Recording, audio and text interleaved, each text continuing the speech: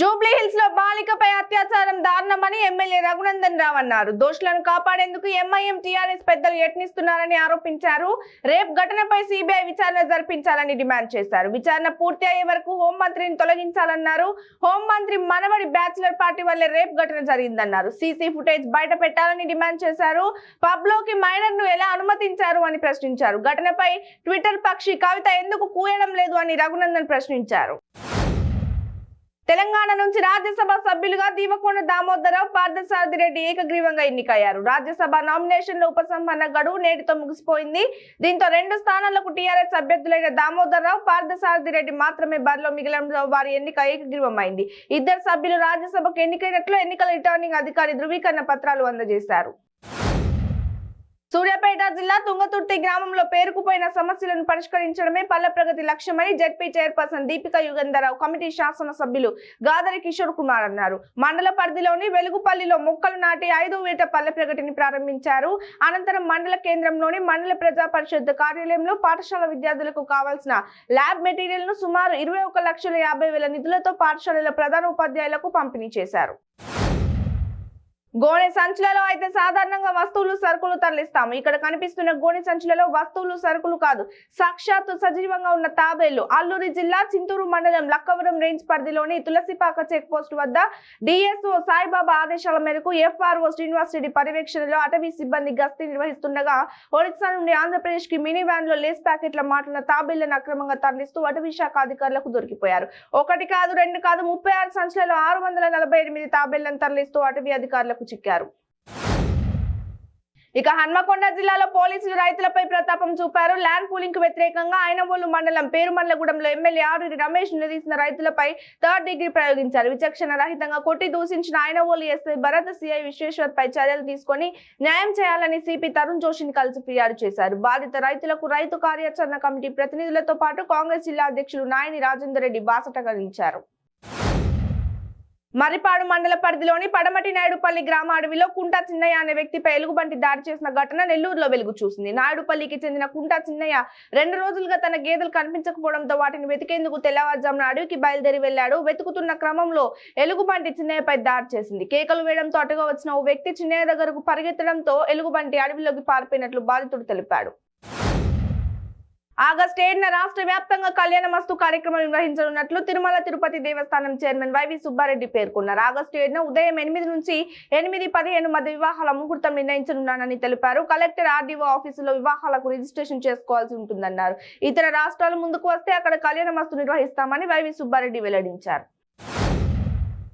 ఏపీలో బీజేపీ జనసేనతో కలిసి పనిచేస్తుందని బీజేపీ కిసాన్ మోర్చా జాతీయ కార్యదర్శి సురేష్ రెడ్డి స్పష్టం చేశారు. గత ప్రభుత్వ హయాంలో అవినీతి తాండవించిందని ఆరోపించిన ఆయన నరేంద్ర మోదీ హయాంలో అవినీతిని తరిమికొట్టామని చెప్పారు. ముఖ్యంగా అభివృద్ధి ధ్యేయంగా పాలన అందిస్తున్నామని వివరించిన ఆయన ప్రజల మద్దతు మోదీకి ఉంటుందని చెప్పారు.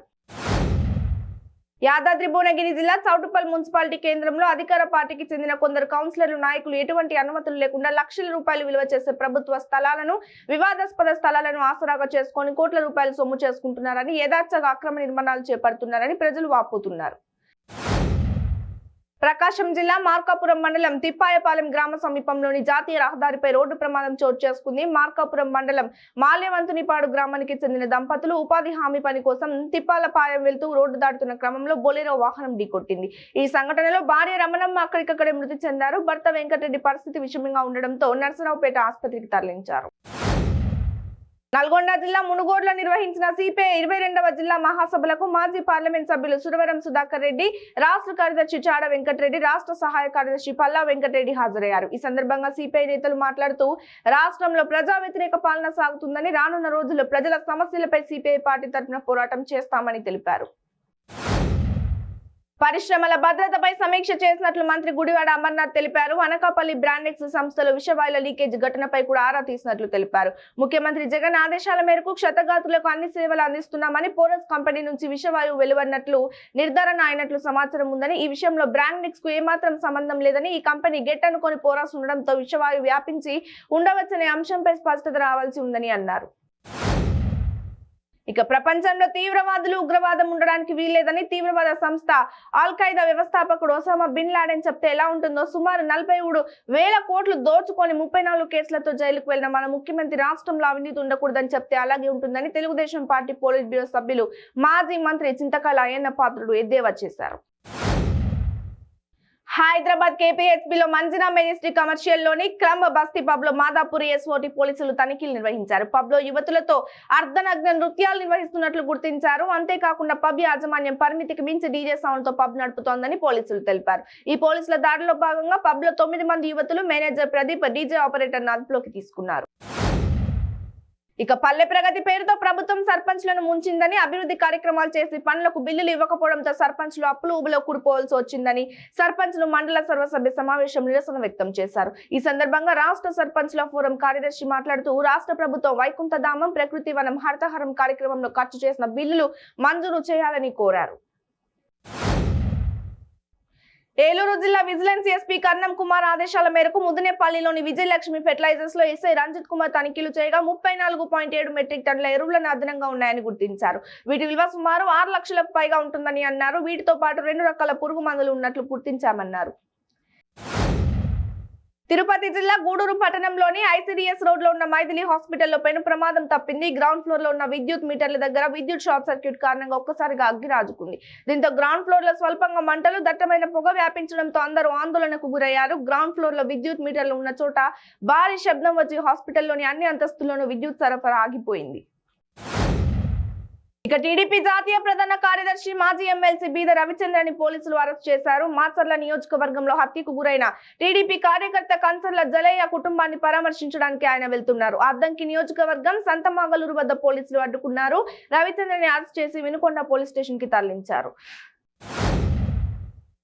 ఖమ్మం జిల్లా వైరా పోలీస్ స్టేషన్ కి రాయల కిషోర్ అనే వ్యక్తి కుటుంబ కలహాల నేపథ్యంలో తన చేతులను కోసుకొని రక్తం మరకలతో పోలీస్ స్టేషన్ కి రావడంతో వైరా పోలీసులు రాయల కిషోర్ ను 108 ద్వారా ఖమ్మం హాస్పిటల్ కి తరలించారు. హాస్పిటల్ కి వెళ్లిన కిషోర్ వైద్యం చేయించుకోకుండా మరలా అక్కడి నుంచి పారిపోయి వైరా పోలీస్ స్టేషన్ కు వచ్చి కూర్చున్నాడు. ఇది గమనించిన పోలీసులు కిషోర్ ను హాస్పిటల్ కి పంపడం కోసం ప్రయత్నం చేస్తున్నప్పటికీ పోకుండా అక్కడే కూర్చొని ఉన్నాడు. భద్రాద్రి కొత్తగూడెం జిల్లా చర్ల మండలం పెద్ద మిడిసిలేరు గ్రామంలో దారుణం చోటు చేసుకుంది. మంత్రాల నెపంతో 60 సంవత్సరాల సోయం కామయ్య అనే వృద్ధుడిని హత్య చేశారు గుర్తు తెలియని వ్యక్తులు. మద్యం సేవించే అలవాటు ఉన్న కామయ్య రాత్రి 8 గంటల ప్రాంతంలో ఇంటి నుండి బయటికి వెళ్లి తిరిగి వస్తుండగా హత్య చేశారు. తన భర్తను పెద్ద మిడిసిలేరు గ్రామానికి చెందిన కన్నయ్య హత్య చేశారని మృతుని భార్య నరసమ్మ ఆరోపిస్తోంది. 15వ ఆర్థిక సంఘం బకాయిలపై సర్పంచ్లు ఆగ్రహం వ్యక్తం చేశారు. వెంటనే బకాయిలు అందే విధంగా కేంద్రంపై ఒత్తిడి తేవాలని కోరుతూ తెలంగాణ రాష్ట్ర సర్పంచ్ల సంఘం నేతలు రాష్ట్ర పంచాయతీరాజ్ గ్రామీణాభివృద్ధి శాఖ మంత్రి ఎర్రబెల్లి దయాకర్ రావుని హైదరాబాద్ లోని మంత్రుల నివాసంలో కలిశారు. అనంతరం వారు మాట్లాడుతూ ఒకవైపు ఉపాధి హామీ నిధులను, మరోవైపు 15వ ఆర్థిక సంఘం నిధులను గత కొద్ది రోజులుగా కేంద్రం ఆపేసింది. దీంతో స్థానిక సంస్థల అభివృద్ధి కుంటిపడుతుంది. ఇంకోవైపు చేసిన పనులకు బిల్లులు రాక సర్పంచ్లు ఇబ్బందులు పడుతున్నారని ఆ సంఘం ప్రతినిధులు మంత్రికి తెలిపామన్నారు. రాష్ట్ర సరిహద్దు వద్ద టీడీపీ నేతలను పోలీసులు అడ్డుకున్నారు. పొందుగల చెక్ పోస్ట్ వద్ద పల్నాడు జిల్లా టీడీపీ అధ్యక్షులు జీవి ఆంజనేయులు, మాజీ మంత్రి ప్రతిపాటి పుల్లారావు, కొల్లు రవీంద్రాలను ముందస్తు అరెస్ట్ చేశారు. పల్నాడు జిల్లా మాచర్ల నియోజకవర్గం దుర్గి మండల జంగమహేశ్వరపురం గ్రామంలో టీడీపీ నాయకుడు ఆవుల జంగయ్యను గుర్తు తెలియని వ్యక్తులు దారి కాచి అతి కిరాతకంగా హత్య చేశారు. టీడీపీ నాయకుడు మృతదేహాన్ని సందర్శించేందుకు నరసరావుపేటకు వస్తున్న టీడీపీ నాయకులను రాష్ట్ర సరిహద్దు పొందుగల చెక్ పోస్ట్ వద్ద పోలీసులు అడ్డుకుని ఒక ప్రైవేట్ స్థలంలోకి తరలించి ముందస్తు అరెస్ట్ చేశారు.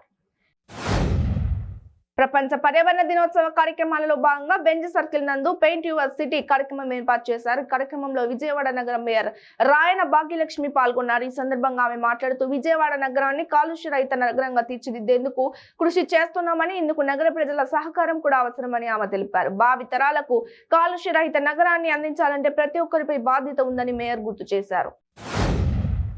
అనకాపల్లి గ్యాస్ బాధిత మహిళలను పరామర్శకు టీడీపీ పోలిట్ బ్యూరో సభ్యురాలు అనితను వెళ్లనివ్వకుండా పోలీసులు అడ్డుకునే ప్రయత్నం చేశారు.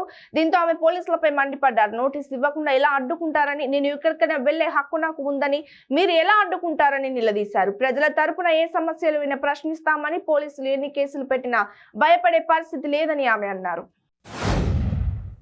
ఇక రాష్ట్రంలో వైసీపీ పార్టీ కాపులను అనగదొక్కే ప్రయత్నం చేస్తుందని జిల్లా కాపు సంఘం నాయకులు ఆగ్రహం వ్యక్తం చేశారు. ఇటీవల వైసీపీ పార్టీ నుండి సస్పెండ్ కు గురైన మాజీ మంత్రి కొత్తపల్లి సుబ్బరాయుడును ఆయన స్వగ్రామంలో జిల్లా కాపు సంఘం నాయకులు కలిసి సంఘీభావం తెలిపారు. ఈ సందర్భంగా కాపు సంఘం నాయకులు ఆర్ఎటి ప్రకాష్ మాట్లాడుతూ వైసీపీ పార్టీలో కాపులకు ఒక న్యాయం, ఇతర కులాలకు ఒక న్యాయమా అని ప్రశ్నించారు. ఇక నల్గొండ జిల్లా ఐటిపాముల గ్రామంలో దారుణం జరిగింది. 5 రోజుల క్రితం రాజశేఖర్ అనే యువకుడు కిడ్నాప్ అయ్యాడు. రాజశేఖర్ ను రామచంద్రగూడెం శివార్లో హత్యకు గురైనట్లు పోలీసులు నిర్ధారించారు. తోటి స్నేహితులే హతమార్చినట్లు పోలీసులు అనుమానిస్తున్నారు. ఆర్థిక లావాదేవీల నేపథ్యంలో రాజశేఖర్ ను హత్యమార్చినట్టు సమాచారం. పోలీసుల అదుపులో అనుమానితులు ఉన్నారు. హైదరాబాద్ గచ్చిబౌలి పోలీస్ స్టేషన్ పరిధిలోని ఒక హోటల్ వద్ద ఘర్షణ నెలకొంది. స్విగ్గీ డెలివరీ బాయ్స్ హోటల్ సిబ్బంది మధ్య గొడవ జరిగింది. డెలివరీ ఇవ్వాల్సిందిగా కోరిన తమపై హోటల్ యాజమాన్యం మరియు సిబ్బంది తమపై దాడికి దిగారని స్విగ్గీ బాయ్స్ ఆరోపిస్తున్నారు. ఈ ఘర్షణలో కొంతమందికి గాయాలయ్యాయి. ఇక దళిత బహుజన పార్టీ రాష్ట్ర ప్రధాన కార్యదర్శి పదవికి పార్టీ ప్రాథమిక సభ్యత్వానికి రాజీనామా చేస్తున్నట్లు ఆ పార్టీ ప్రధాన కార్యదర్శి చేపూడి రాజు తెలిపారు. ఈ సందర్భంగా ఆయన మాట్లాడుతూ 2009 నుండి 2022 వరకు పార్టీ పటిష్టతకు సేవలు అందించాలని పేర్కొన్నారు. తనకు ప్రజలకు సేవ చేసేందుకు పార్టీలో సముచిత స్థానం కల్పించిన ఆ పార్టీ జాతీయ అధ్యక్షునికి కృతజ్ఞతలు తెలియజేశారు. నందిగామ కంచికచర్ల ప్రభుత్వ జూనియర్ కళాశాల అభివృద్ధి కోరుతూ జనసేన పార్టీ ఆధ్వర్యం నిరసన కార్యక్రమం చేపట్టారు. అసాంఘిక కార్యకలాపాలకు అడ్డాగా మారిందని, ప్రభుత్వ జూనియర్ కళాశాల అభివృద్ధి చేయాలని స్థానిక నెహ్రూ సెంటర్ వద్ద నుండి కళాశాల వరకు జనసేన పార్టీ శ్రేణులు పాదయాత్ర నిర్వహించారు. నాడు నేడు కార్యక్రమంలో నిధులు మంజూరు చేసి కళాశాల అభివృద్ధి చేయాలని కోరుతూ తహసీల్దార్కు వినతి పత్రం అందజేశారు జనసేన పార్టీ కార్యకర్తలు. విజయవాడ దుర్గా అమ్మవారిని బిగ్ బాస్ టీం సభ్యులు దర్శించుకున్నారు. అమ్మవారి ఆలయానికి చేరుకున్న వీరికి ఆలయ అధికారులు ప్రత్యేక పూజా కార్యక్రమాలు చేయించారు. అనంతరం వారు మాట్లాడుతూ బిగ్ బాస్ లో ఉన్న తమను ఆదరించిన ప్రజలకు ప్రత్యేక కృతజ్ఞతలు తెలిపారు.